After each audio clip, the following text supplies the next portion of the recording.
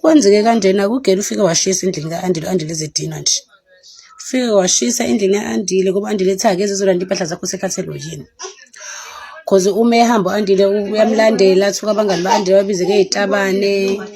Namhlanje nje kade sihambile sesecaleni lakhe u-Andile-ke waboshwa 7 days. Kuthiwa akasibuyanga kodwa naye kodwa uzohlala 7 days kuze uhambe usiwe usewezile.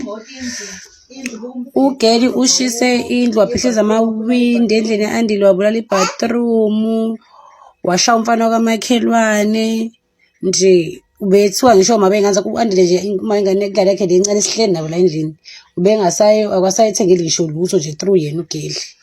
Ubekuhlaza nje ugeli, athuka kwasana. Akekho nje umuntu ade engamthuki ugeli, iy'nhlamba zakhe nje siyazazi sonke, akekho bekade engamthuki ugeli. Ukuhlaza befuna ukumcontrol u-Andile, amtshela ukuthi enze ukuthi.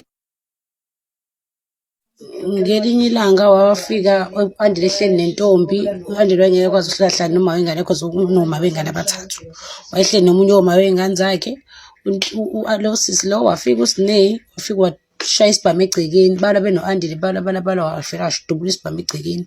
Ubekuhlaza nje vele-ke njena, ubekuhlaza. Amawindi wawaphihliza i-bathroom wayibulala. Indlu ya-Andile iyi-insult, wabulala yonke into nje. Ukuhlaza lo geli abamkhulumelayo ukuthi kuphela abamazi.